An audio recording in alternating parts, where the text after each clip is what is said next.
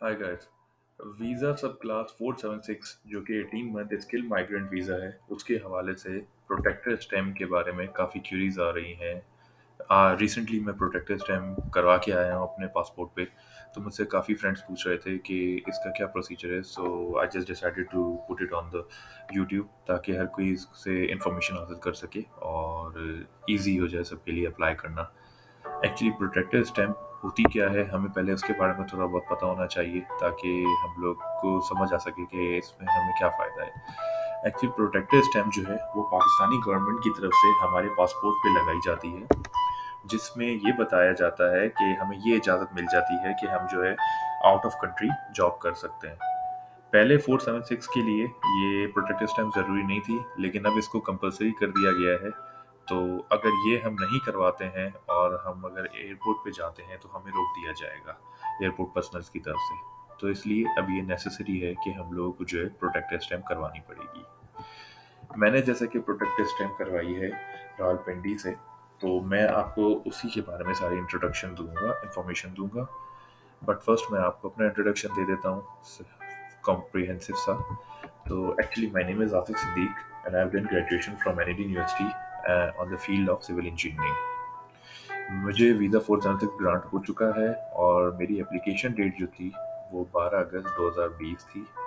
S56 जो मुझे receive हुआ वो 7 अगस्त 2023 को हुई थी, रिक्वेस्ट रिसीव्ड, जिसमें मैंने सारे डॉक्यूमेंट्स, कुछ नेसेसरी डॉक्यूमेंट्स भी और कुछ ऐसे डॉक्यूमेंट्स भी जो मुझे लगता था कि क्यूरी आ सकती है, वो सारे डॉक्यूमेंट्स मैंने 23 अगस्त तक कंप्लीट करके सबमिट कर दिए थे।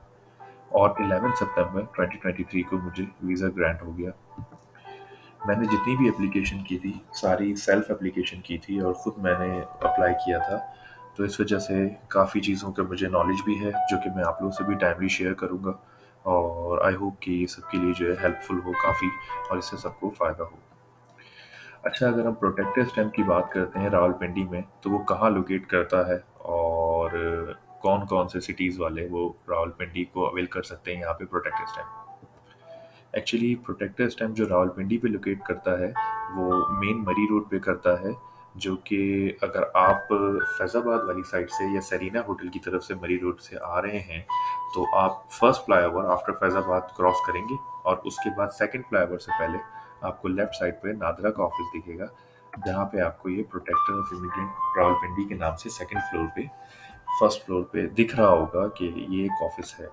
इसकी लोकेशन भी मैंने नीचे शेयर की हुई है, जिससे आप कॉपी पेस्ट करके डायरेक्ट जो है गूगल मैप के थ्रू जा सकते हैं। अब हम बात करें document requirement for the protected stamp.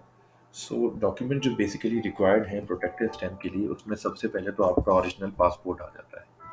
Second चीज़ आ जाती है आपका ओरिजिनल CNIC। थर्ड जो है आपका copy of first page 4 pages of passport, आपको first and second and third and fourth page passport का कॉपी करके लेके जाना है। एंड कोशिश करें कि कलर कॉपी ही लेके जाएं क्योंकि वो विजिबल ज़्यादा होता है। उसके बाद IME ग्रांट वीज़ा लेटर जो आप लोगों को IME अकाउंट पे लॉग इन करने के बाद मिल जाता है, तो वो लेटर लाजमी आप ले जाइएगा प्रिंट करवा के। और सेकंड चीज़, वीज़ा एंटाइटलमेंट वेरिफिकेशन ऑनलाइन, आप अगर ये गूगल पे लिखेंगे तो वहाँ पे जाके आप अपनी जब डिटेल डालेंगे तो आपको वीज़ा डिटेल मिल जाएगी, तो वो लाजमी है, वो कंपलसरी है, वो लेके जाना। उसके अलावा पुलिस कैरेक्टर सर्टिफिकेट आपका लाजमी होना चाहिए, और पुलिस कैरेक्टर सर्टिफिकेट ही डिसाइड करेगा कि आपका रावलपिंडी से बनता है प्रोटेक्टेड स्टैम्प होगा या नहीं। तो इस्लामाबाद, रावलपिंडी, ये लोग तो इस चीज़ को अवेल कर सकते हैं, बट जो लाहौर के रीजन में आता है तो वो लाहौर से जाके कराएंगे, और अगर कराची वाले हैं तो वो सिंध वाले जो हो गए और उसके अलावा कराची वाले हो गए तो वो कराची में जाएंगे ऑफिस में, इनके प्रोटेक्टरेट ऑफ इमिग्रेंट के ऑफिस में।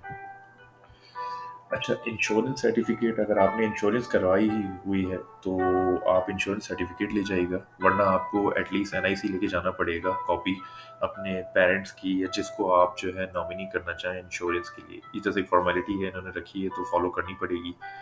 तो मैंने भी अपने पेरेंट्स का ही दिया था जैसे NIC इंश्योरेंस के लिए, और वो एक सर्टिफिकेट मुझे मिल गया जो कि हमें ओरिजिनल घर पे रख देना है और कॉपी हम अपने साथ लेके जाएंगे when we are travelling to Australia. अच्छा, जो टोटल फीस है आपकी वो 9,200 है। उसके अलावा आप किसी भी एजेंट को कोई भी अगर आपसे कहे तो उसको कोई फीस देने की ज़रूरत नहीं है। आपने 9,200 फ़ीस डायरेक्टली बैंक में जमा करानी है, जो मैं आगे बताऊँगा कि क्या प्रोसीजर है, और वही जस्ट फ़ीस है जो कि आपने जमा करानी है। उसके अलावा कोई हिडन चार्जेज़ या कोई एडिशनल चार्जेज़ नहीं हैं इस प्रोटेक्टेड स्टैम्प के right now. Timings and procedure की अगर हम बात करें कि टाइमिंग्स क्या है ऑफिस की और प्रोसीजर क्या है, तो वो ये है कि टाइमिंग्स जो है वो मॉर्निंग 7:30 7:30 से लेके 5 PM तक जो है ऑफिस ओपन होता है, जिसमें ये ब्रेक लेते हैं 1 बज के 15 मिनट की से 2 बजे तक ये ब्रेक लेते हैं। उसमें ये लोग वीज़ा डिस्ट्रीब्यूट करते हैं उनको जिन्होंने अर्ली मॉर्निंग में आके सबमिशन की है, वो मैं आपको प्रोसीजर में बताता हूँ।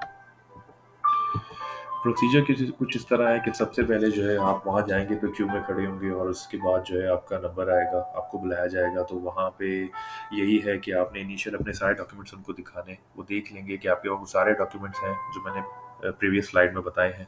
तो वो सारे डॉक्यूमेंट्स देखने के बाद वो आपको एक बैंक वाउचर दे देंगे जिसको आपने खुद फिल करना है उसको, और उसके साथ एक और डॉक्यूमेंट भी होगा, वो भी आपने फिल करना है। जस्ट नेम वगैरह लिखना होता है, नथिंग एल्स।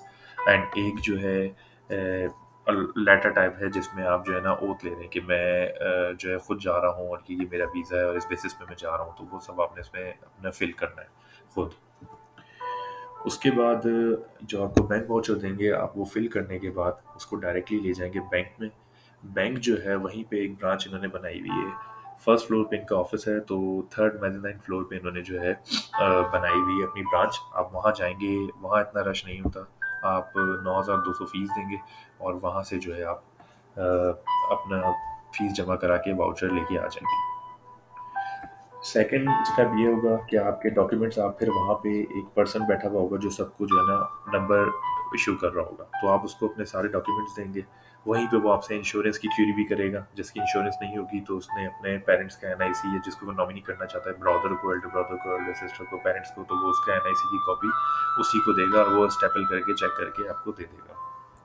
और फिर वो आपको नंबर भी एक दे देगा जिसकी बेसिस पे फिर आपको कॉल किया जाएगा।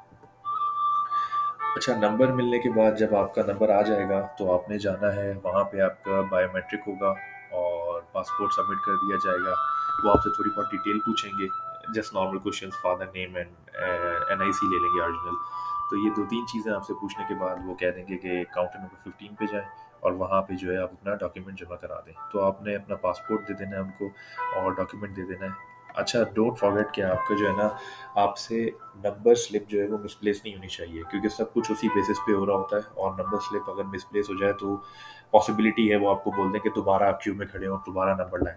बट कभी कभी वो थोड़ी सी रिलैक्सेशन दे देते हैं कि ठीक है आप जो है नंबर स्लिप दोबारा से निकाल लें और हम आपको भी कंसिडर कर लेते हैं, बट ये डिपेंड करता है उनके मूड पे। कोशिश करें कि आप नंबर स्लिप ना मिसप्लेस करें।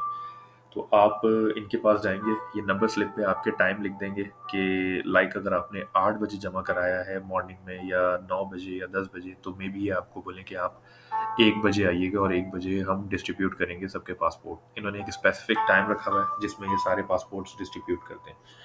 तो अगर आपको बाय चांस गुड लक हुआ और आपको 1 बजे उन्होंने बोल दिया, तो आप 1 बजे जाएँगे और 1 बजे सब वहाँ पे गैदर हुए हुए होंगे और वो अब टाइम टाइम टू टाइम सबको अनाउंस करेंगे। उन्होंने वहाँ पे अपना एक सिस्टम लगाया हुआ है, काउंटर वगैरह, वो थ्रू स्पीकर आपको अनाउंस करेंगे और जब आपका नाम आएगा तो आपको बुलाएँगे। वालिद साहब का नाम पूछेंगे, नंबर स्लिप ले लेंगे वो जो मैंने बताया जो मिसप्लेस नहीं करनी है, और आपको पासपोर्ट दे देंगे। पासपोर्ट में आपके स्टैंप लगा हुआ होगा और जिनकी इंश्योरेंस नहीं हुई होगी तो उनको एक इंश्योरेंस सर्टिफिकेट भी दे देंगे, जो आपने अपने पास रखना है, घर में दे देना है और कॉपी आपने ले जानी है अपने साथ। अच्छा, पासपोर्ट में आप ये बिल्कुल भी नहीं अवॉइड करिएगा कि लाज़मी आप अपने प्रोटेक्टर स्टैम्प को चेक करें कि आपकी जो सिटी है वो सेम लिखी हुई है, पासपोर्ट नंबर सेम लिखा हुआ है। तो ये चीज़ें लाज़मी आप देखें। अगर हम बात करें प्रोटेक्टर स्टैम्प की, तो इस तरीके का एक स्टैम्प आपके पासपोर्ट पे हो जाएगा जिसमें ऐसे ही लिखा हुआ होगा, ये योर पासपोर्ट की जगह आपका पासपोर्ट नंबर होगा और कंट्री आपकी ऑस्ट्रेलिया होगी। ये 2 चीज़ें लाज़मी देखनी है, ये सेम होनी चाहिए, वरना ड्यूरिंग डिपार्चर आपको मे बी उस एयरपोर्ट पे रोक दिया जाए कि ये आपका गलत है। तो इसलिए उन्होंने खुद भी ये अनाउंस करते हैं वो कि आप लाज़मी इसको देख लें, अगर कोई करेक्शन है तो हमें बता दें, ऑन टाइम उसी टाइम करेक्शन कर दी जाएगी। That's all, thank you so much. यही प्रोसीजर था टोटल प्रोटेक्टर स्टैम्प का। इसको आप खुद भी सीख सकते हैं और कोई भी क्यूरी हो किसी भी डॉक्यूमेंट से रिलेटेड तो आप मुझसे कमेंट में पूछ सकते हैं। तो मैं आपको डिटेल में सारी चीज़ें बता दूँगा। उसके अलावा मैं व्हाट्सएप पे भी अवेलेबल होता हूँ, तो सून मैं अपना ऑफ़िशियल नंबर भी टाइप इन कर दूँगा अगर मुझे क्यूरीज़ आई ज़्यादा, तो मैं वहाँ पे भी आपको एंटरटेन कर लूँगा।